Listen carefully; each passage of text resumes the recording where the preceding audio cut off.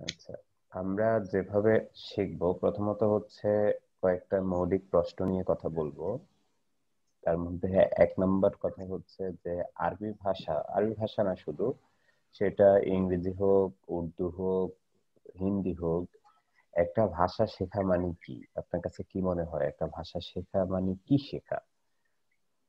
এটা আপনার কাছে কি মনে হয়? একটা ভাষা শিখতে হলে কি করতে হয় অথবা কি শিখতে হয়? এটা আপনার কাছে কি মনে হয়?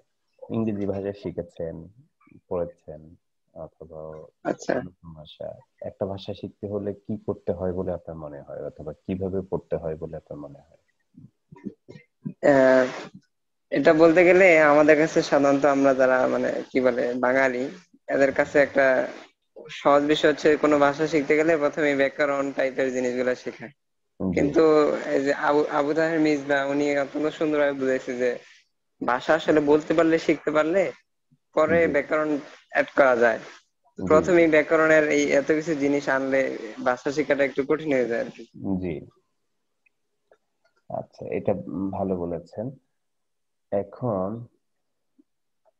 আমরা তারপরের যে আমাদের বিষয়টা নিয়ে আমরা কথা বলবো সেটা হচ্ছে যে একটা ভাষা শেখার জন্য কি পরিমাণ সময় দেয়া আমাদের লাগবে বলে আপনি মনে করেন? কি পরিমাণ সময় দিতে হবে?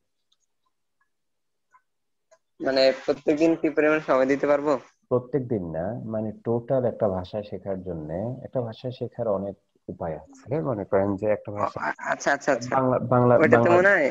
বাংলার ব্যাপারে বলি। বাংলা ভাষা আমরা কথা বলি, বাংলা ভাষায় আমরা পড়াশোনা করি, লেখালেখি করি, কিন্তু তারপরেও বাংলা ভাষা আমাদের লেভেল আল মাহমুদ বা ফররুখ বা নজরুলের মতো না, অথবা রবীন্দ্রনাথের মতো না, তাই না?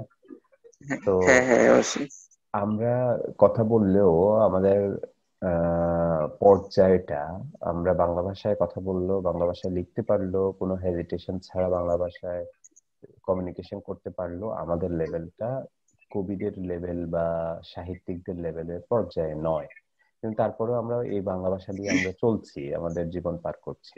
কথা হচ্ছে আরবি ভাষায় এরকম যে চলার মতো একটা লেভেলে যাওয়ার জন্য, একটা হচ্ছে চলার লেভেলের থেকেও উপরে, যেটা কবিদের সাহিত্যিকদের পর্যায়ে, সে পর্যায়ে না, চলার মতো একজন বাঙালি হিসাবে বাংলা ভাষা যতটুকু জানে, একজন অন্য ভাষা শেখার ক্ষেত্রে ততটুক বা তার কাছাকাছি জানার জন্য কি পরিমাণ সময় দেয়া লাগতে পারে বলে, টোটাল কি পরিমাণ সময় বা কয় ঘন্টা বা কয় দিন সময় দেয়া লাগতে পারে বলে আপনার মনে হয়? এটা মনে হয় সম্ভবত আপনার প্রশ্ন কার পর্যন্ত দেখছিলাম যে কোনো একটা ভাষা শিখতে 1000 ঘন্টার একটা প্ল্যান রাখা লাগে আর কি, বা রাইট। মিনিমাম 6 মাস বা এই টাইপের। জি। আমি 3টা ভাষা শিখেছি।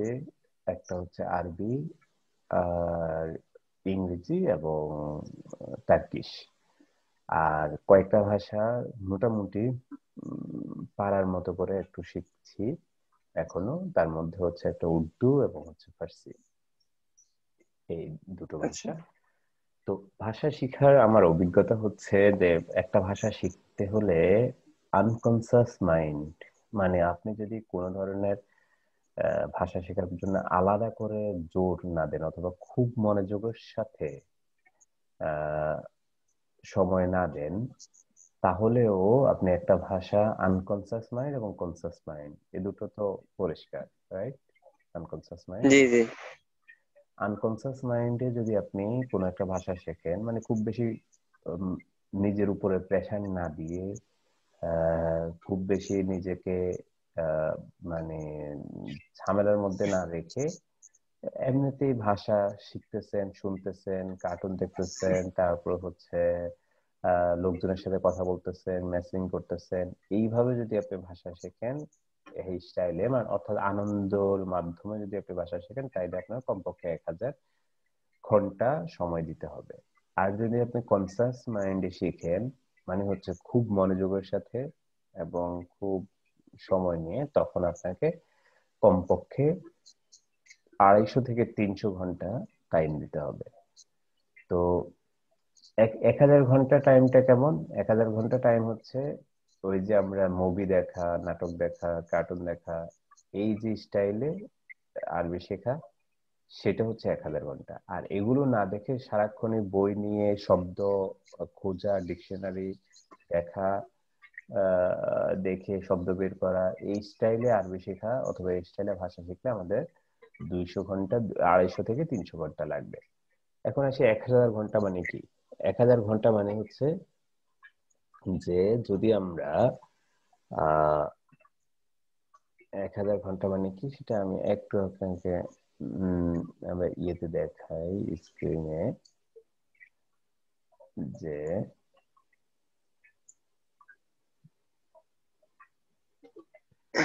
1000 ঘন্টা হচ্ছে যদি আমরা 6 মাস 8 ঘন্টা করে প্রতিদিন দেই, তাহলে 6 মাসে আমাদের একটা ভাষা শেখা হবে। আমরা যদি 3 ঘন্টা করে প্রতিদিন দেই, তাহলে আমাদের 1 বছরে একটা ভাষা শেখা হবে। আমরা যদি 6 বছর শিখতে চাই, তাইলে আমাদেরকে প্রতিদিন 3 বছরে যদি শিখতে চাই, আমাদেরকে প্রতিদিন 1 ঘন্টা করে দিলে হবে। আমরা যদি প্রতিদিন 30 মিনিট করে দেই, তাহলে আমাদের একটা ভাষায় মোটামুটি চলার মতো শেখার জন্য আমাদের 6 মাস লাগবে, 6 বছর লাগবে। আর যদি আমরা প্রতিদিন 2 ঘন্টা করে, প্রতি সপ্তাহে যদি আমরা 2 ঘন্টা করে দেই, তাহলে আমাদের 12 বছর লাগবে। প্রতি সপ্তাহে যদি আমরা 1 ঘন্টা করে সময় দেই, তাহলে 24 বছর লাগবে। আর প্রতি মাসে যদি আমরা 2 ঘন্টা সময় দিই, তাহলে 48 বছর লাগবে।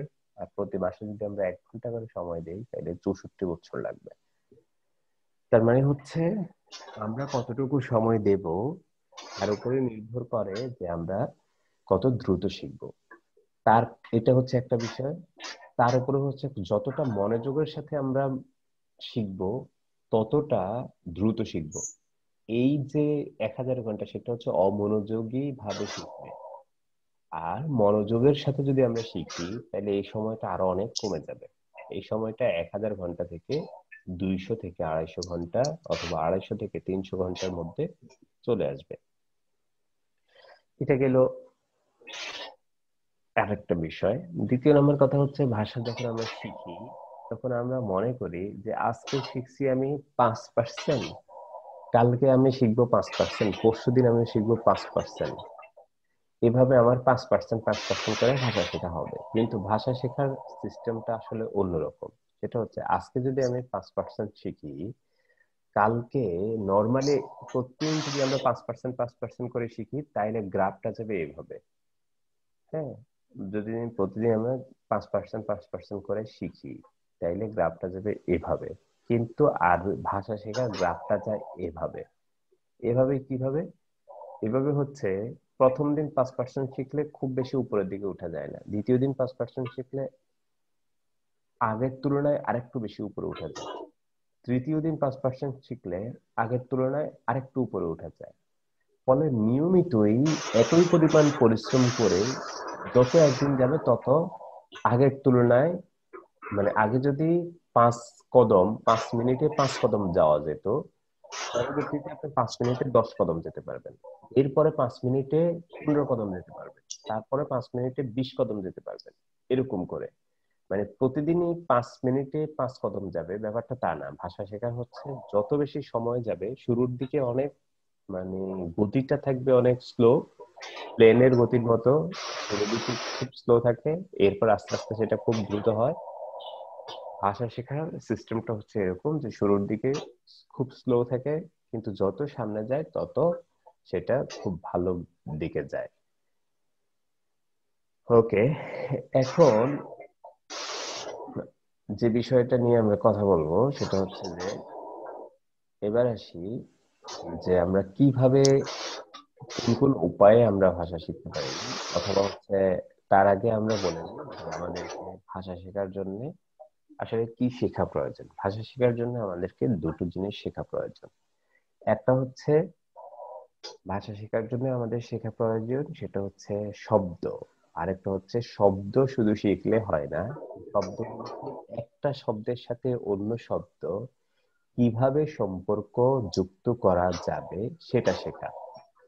ওকে, তো কিভাবে একটা শব্দের সাথে একটা শব্দ সম্পর্ক যুক্ত করবে, সম্পর্কিত হবে, এটাকে বলে গ্রামার।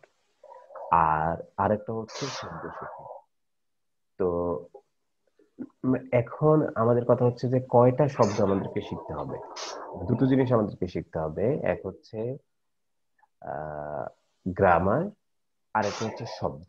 কিন্তু কোনটা কত পার্সেন্ট শিখতে হবে, অথবা 100%-এর মধ্যে গ্রামার কত পার্সেন্ট আর শব্দ কত পার্সেন্ট, প্রথমে আমাদের এই জিনিসটা জানা প্রয়োজন। তো আপনার কাছে কি মনে হয় যে গ্রামার কত পার্সেন্ট শেখার প্রয়োজন, অথবা এবং গ্রামার কত পার্সেন্ট শেখা প্রয়োজন, আর শব্দ কত পার্সেন্ট শেখা প্রয়োজন বলে মনে হয়? 70-30 হতে পারে। ওয়ার্ড হতে পারে 70%, আর গ্রামার 30%। না, আমার আসলে জানা নাই না, গ্রামার মানে কতটুকু একটা ইয়ে লাগে। আন্দাজ করে একটা বলা, এটা একেবারে অ্যাকুরেট বলা সম্ভব না, মানে কেউ অ্যাকুরেট বলতে পারবে না, তারপরে ধারণা করা যে কত পার্সেন্ট হইতে পারে। 30-70, ওকে ফাইন, এটা হতে পারে। অথবা আমি বলি যে 80-20, এটা কেন? এটা সেটা হচ্ছে, গ্রামারটা হচ্ছে তরকারির মশলার মতো। মশলাটা যদি তরকারির থেকে বেশি হয়ে যায় তাহলে তো আর খাওয়া যাবে না খাবার, তাই না? তো জি, এটা হচ্ছে তরকারির মশলার মতো, আবার মশলা না হলেও তরকারি হয় না।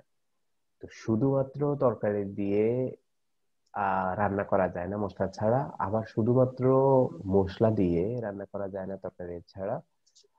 আবার দুটো যদি সমান হয় তাইলেও সমস্যা। তাইলো। তাহলে কি করতে হয় আমাদের, সেটা হচ্ছে তরকারির পরিমাণ বেশি থাকতে হয়, মশলার পরিমাণ, লবণের পরিমাণ কম থাকতে হয়।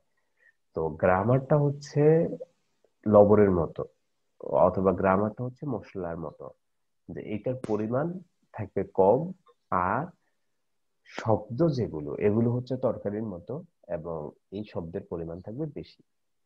এবার আমাদের যে বিষয়ে আলোচনা সেটা হচ্ছে যে কতটা শব্দ আমাদের শেখা প্রয়োজন। সেটা আপনার কি মনে হয় যে একটা ভাষা শেখার জন্য কতটা শব্দ শেখা প্রয়োজন?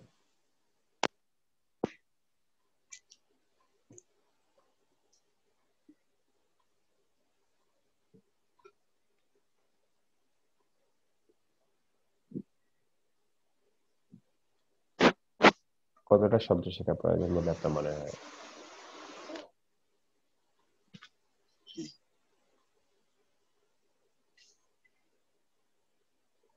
একটা ভাষা শেখার জন্য, একটা ভাষা শেখার জন্য আপনার এই, মানে আমি একটা ইয়ে ঠিক করেছি মোটামুটি, সেটা হচ্ছে একটা ভাষা শেখার জন্য মোটামুটি 5,000 শব্দ শিখলে যথেষ্ট।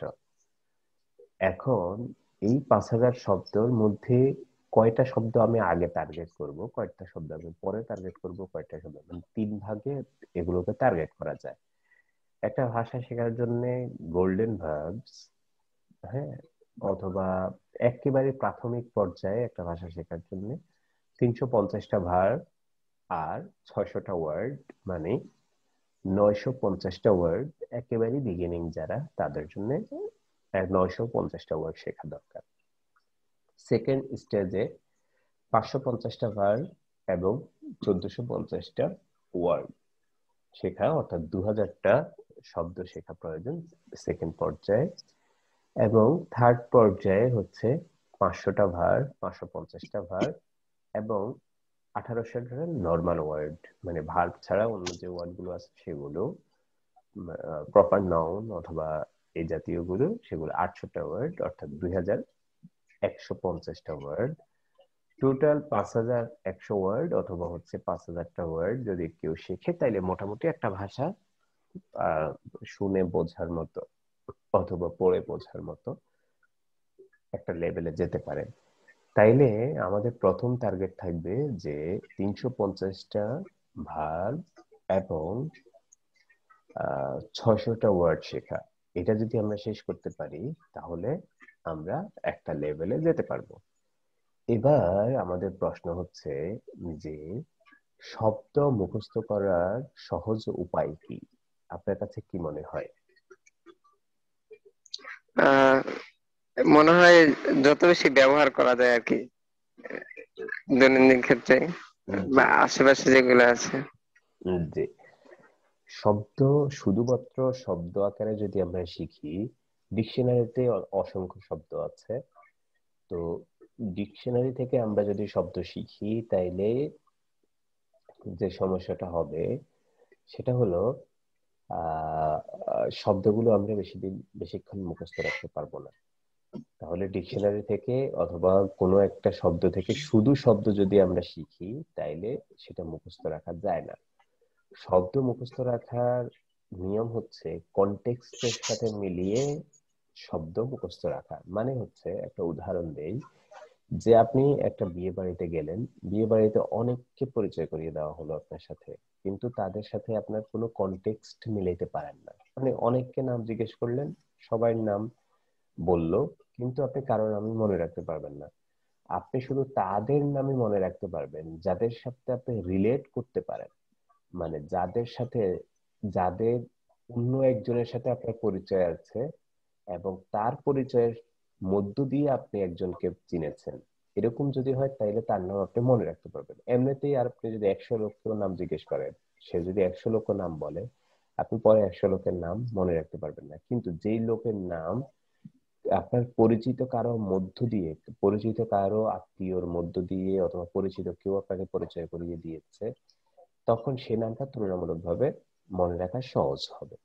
তার মানে হচ্ছে, শব্দ শেখার উপায় হচ্ছে, শুধু শব্দ যদি আমরা শিখি, শুধু শব্দের অর্থ যদি আমরা শিখি, তাহলে সেই শব্দটা আমাদের মনে থাকার সম্ভাবনা নেই। তাহলে আমাদের শব্দ কখন আমরা মনে রাখতে পারবো? যখন একটা শব্দকে আমরা রিলেট করতে পারবো কোনো একটা বাক্যের সাথে, কোনো একটা মানে উদ্দেশ্যের সাথে, কোনো একটা বিষয়ের সাথে যখন আমরা রিলেট করতে পারবো, তখন আমরা শব্দ খুব সহজে শিখতে পারবো। তাহলে এটা হচ্ছে শব্দ শেখার উপায়। তো এবার আসি, আমরা শব্দ শেখার জন্য এবং গ্রামার শেখার জন্য আমরা কি কি উপায় ব্যবহার করতে পারি। শব্দ এবং গ্রামার, আগেই বলেছি যে শব্দ হচ্ছে আমাদের 80%, আর গ্রামার হচ্ছে আমাদের 20%। কিন্তু এখন প্রশ্ন হচ্ছে যে শব্দ শেখার জন্য আমরা কি কি উপায় অবলম্বন করতে পারি। শব্দ শেখার জন্য আমরা অনেকগুলো উপায় অবলম্বন করতে পারি। তার মধ্যে একটা হচ্ছে, যেমন আমরা আরবি ভাষায় শেখার জন্য আমাদের প্রচুর পরিমাণ অ্যাপ আছে, অনলাইনে প্রচুর অ্যাপ আছে। সেই অ্যাপ গুলো আমরা চর্চা করতে পারি। যেমন একটা অ্যাপ হচ্ছে ডুওলিঙ্গো, একটা অ্যাপ হচ্ছে আলিপে, একটা অ্যাপ হচ্ছে কালেমা। আমি যদি এগুলো দেখাই, এগুলো ল্যাপটপ থেকে এবং মোবাইল থেকে দুই ভাবেই চর্চা করা যায়। এগুলো যদি আমরা চর্চা করি তাইলে খুব ভালো একটা পর্যায়ে আমরা, এগুলো গেমস এর মতো, তো বিভিন্ন গেম যেভাবে হয় সেভাবেই এগুলো খেলা যায়। এগুলোর খুব হাই লেভেল পর্যন্ত আছে, নর্মাল লেভেল থেকে। এগুলো যদি আমরা চর্চা করতে পারি তাইলে শব্দ শেখা সহজ, সহজে শব্দ শেখার এটা একটা উপায়। দ্বিতীয়ত হচ্ছে কোরআনিক ওয়ার্ড। কোরআনের সবচেয়ে আহ কোরআনের নানা সূরা আছে। আমরা যদি প্রতিদিন বিভিন্ন সূরাগুলো যদি আমরা শিখি, সূরাগুলোর যদি অর্থ শিখি এবং সেগুলো মুখস্থ করার মধ্য দিয়ে, কোরআনের বিভিন্ন সূরার অর্থ বলার মধ্য দিয়ে অথবা অর্থ মুখস্থ করার মধ্য দিয়ে আমরা যদি শব্দ শিখি, তাহলে সেই শব্দগুলো আমাদের অনেকদিন মনে থাকবে। এটা হচ্ছে দ্বিতীয় উপায়। এবং এটার জন্য বেশ কয়েকটা সফটওয়্যার আছে মোবাইলে এবং কম্পিউটারে। যেমন কম্পিউটারে আছে কোরআন ওয়েব, এবং মোবাইলের জন্য আছে তাফসির এন্ড বাই ওয়ার্ড। এগুলো হচ্ছে শব্দে শব্দে কোরআন শেখার উপায়। এখানে দেখেন, এই যে এটা ল্যাপটপ থেকে প্রত্যেকটা ওয়ার্ডের আলাদা আলাদা করে অর্থ দেওয়া আছে। এবং এইভাবে যদি আমরা রেগুলার কোরআনের কিছু কিছু অংশ, কিছু কিছু আয়াত আমরা যদি অর্থ সহ পড়ি, তাহলে প্রত্যেকটা ওয়ার্ডের অর্থ আলাদা আলাদা করে এবং সেই শব্দগুলোকে বিশ্লেষণ করে আলাদা করে পড়ি, তাহলে আমরা একটা ভালো অবস্থানে যেতে পারবো, আহ শব্দ ভালো শিখতে পারবো। এটা হলো দ্বিতীয় নাম্বার, তৃতীয় নাম্বার উপায়। তারপর হচ্ছে আমরা ইসলামিক অথবা হচ্ছে বিভিন্ন cartoon, movie, lecture, TV news, এগুলা যদি আমরা দেখি এবং এখান থেকে দেখে দেখে এখানে যে ওয়ার্ড গুলো ব্যবহার হয়েছে সেই ওয়ার্ড গুলো নিয়ে আমরা যদি কথা বলি তাহলে আমরা একটা ভাষার শব্দ শিখতে পারবো। আমার কাছে প্রচুর পরিমাণ কার্টুনের এবং মুভি, ইসলামী লেকচার, এগুলোর লিঙ্ক আছে এবং এগুলোর অনলাইনে অ্যাভেলেবেল আছে। সেগুলো থেকে সেগুলো রেগুলার দেখার মধ্য দিয়ে আমরা অনেক শব্দ শিখতে পারি। সেগুলো আমাদের বারবার কানে যাবে, তারপর বারবার কানে গেলে আমরা সেগুলো মুখস্থ হয়ে যাবে আমাদের কানটা কানে আমাদের নিউরো মধ্যে। এইগুলো বারবার যখন বাজবে তখন আমাদের সেগুলো স্থায়ী হয়ে যাবে এবং সেগুলো খুব সহজে আমরা মুখস্থ করতে পারবো ইসলামিক কার্টুন, মুভি, লেকচার এগুলো বেশি বেশি করে দেখার মধ্য দিয়ে। তারপর হচ্ছে কিছু বাচ্চাদের স্টোরি বুক, মানে হচ্ছে যেমন কাসাসুন নাবিল, তারপরে হচ্ছে অনেকগুলো বাচ্চাদের জন্য ছোট ছোট গল্পের বই আছে। সেগুলো আমার কাছে বেশ গল্পের বই আছে, সেগুলো চর্চার মধ্যে দিয়ে আমরা আরবি ভাষার শব্দ শিখতে পারি।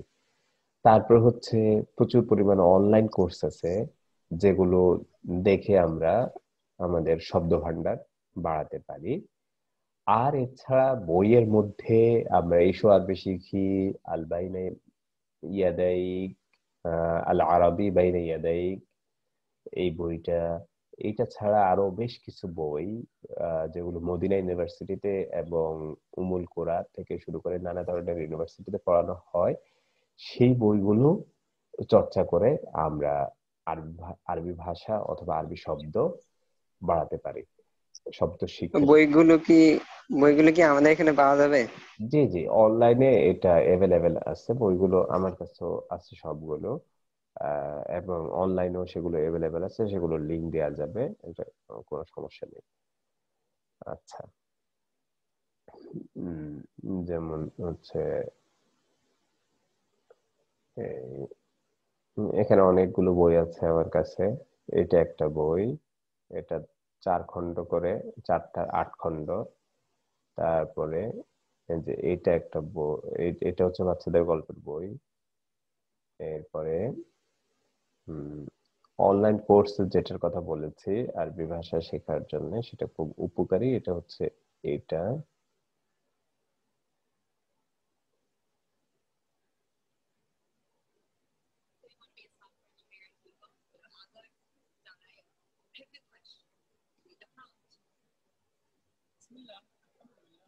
এটা হচ্ছে আন্ডারস্ট্যান্ড কোরআন এন্ড সালাহ ইজি ওয়ে।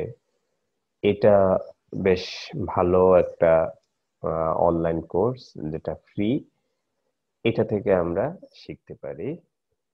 তো এই হচ্ছে